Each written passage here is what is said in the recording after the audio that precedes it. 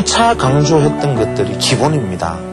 다만 그 기본을 어떻게 생각하고 적용하느냐에 달린 문제지.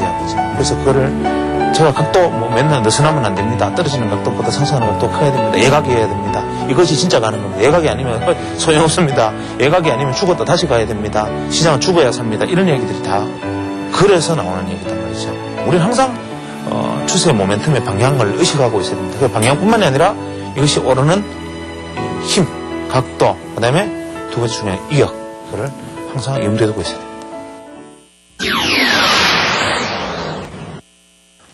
여러 가지를 계속 진행해 가고 있는데 이게 뭐 특별한 방향성을 가지고 있는 것은 아니고 어떤 질문을 하시느냐에 따라서 이제 이야기가 진행되는 것이니까 중구난방의 의미는 있겠지만 그렇더라도 어떻게 보면 시장의 움직임 자체가 랜드마크하는 것이고 아메바틱 운동을 하는 것이니까 뭐 사실 그 질문의 방향성이라는 게 있을 수도 없지요.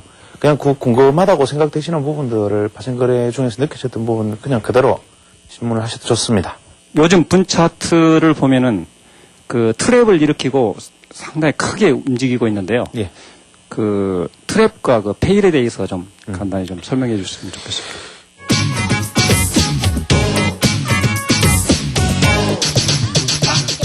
이 트랩하고 페일이라는 것이요. 결국 이제 이 트랩하고 페일하고 두 가지의 개념이 어떻게 생각하면 주식시장에서 심리를 그대로 다 담고 있는 것과 같습니다.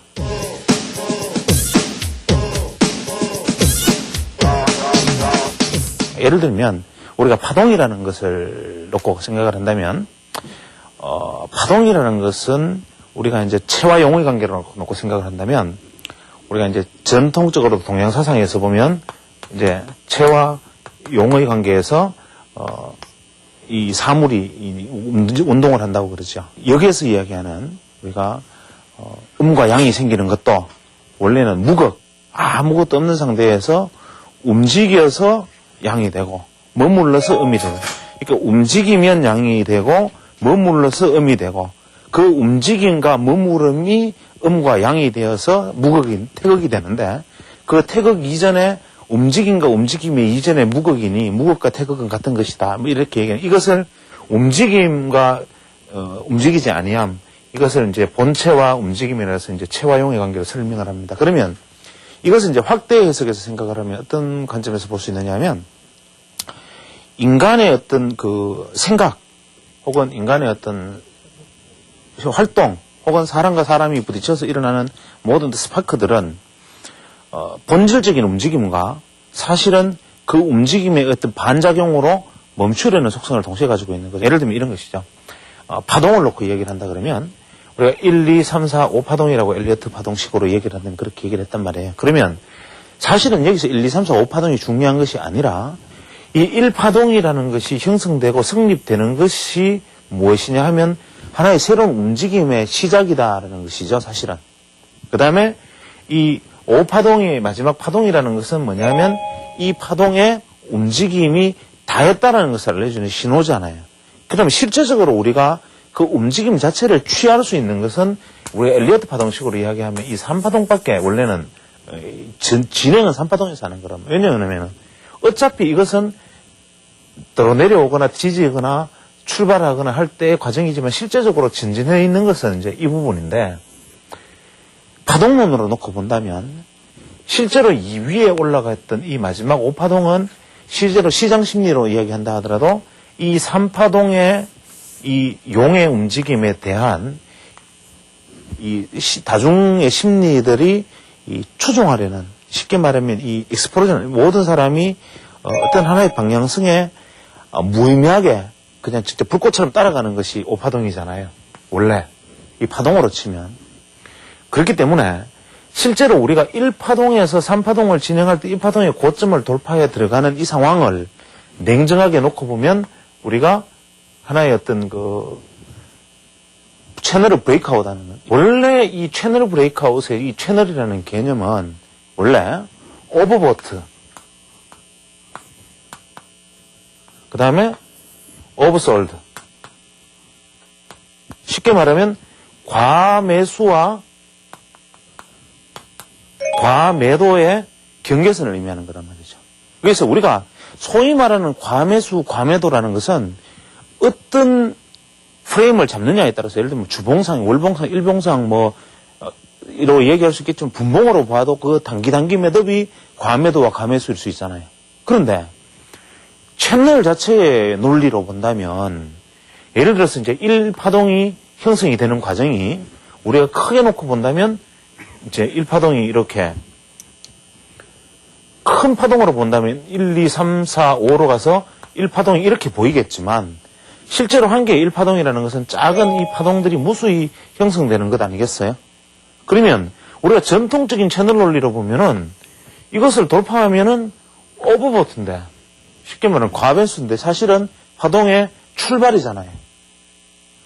3파동 안에서는 이렇게 막 움직여서 이거는 명백한 오버보트가 된단 말이에요. 실제로는. 그렇지요. 그러면 또 밑으로 1파동의 저점에서 보면 이것은 소위 말하는 오버솔드, 과매도가 맞아요. 이거는. 그죠? 돌파하고 난 다음에 여기 오면 이거는 오버솔드, 이거는 과매도가 맞겠지요. 그런데 넘어가서 이렇게 왔단 말이에요. 넘어가서 여기 오면 이게 지금 과매도냐는 거지. 똑같은 채널 안에서지만 이 과매도가 아니잖아요. 실제로는 이게 어디까지 가는 건지 모르는 거죠. 반대로 치면 이 채널 안에서는 반대의 개념이잖아요. 트랩이다, 페일이다라는 개념 자체도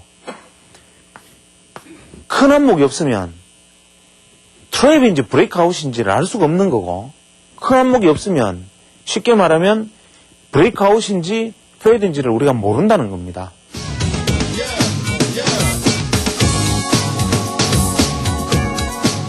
예를 들어서 어떤 시세가 이렇게 가다가 정말 돌파할 줄 알았다. 그죠? 대부분은 이 상황에서 정말 돌파할 줄 알았는데 죽을 때는 정말 이렇게 죽더라는 거 아닙니까? 이게 이렇게 죽더라는 건데 그러면 이 채널 안에서 나는 이제 잘 움직이면서 요거 돌파만 하기만 하면 근데 딱 돌파했단 말이에요. 찬스하면서 이제 탁 추가 매수했는데 피용해서 떨어지니까 그때는 완전히 이렇게 소위 말하는 골로 가는 거죠. 그러면 나는 여기서 왜 이것이 내가 트랩에 걸렸을까? 좀 분봉을 보다 보면은 채널을 설정하다 보면은 이 채널에서 자꾸 나는 트랩이 걸려. 이렇게 생각하면 내가 가지고 있는 분봉의 셋업이 잘못된 겁니다. 그러니까 무슨 얘기냐면 내가 소위 말하는 파동의 셋업을 잘못한 거예요. 이게. 그러니까 내가 가지고 있는 파동의 셋업이 이 시세를 반영하는 파동의 셋업을 가지고 있는 넓이를, 타임프레임을 가지고 있으면 돌파가 실제 돌파로 나타나야 된단 말이죠. 그런데 내가 가지고 있는 상황에서 돌파는 트랩이더라.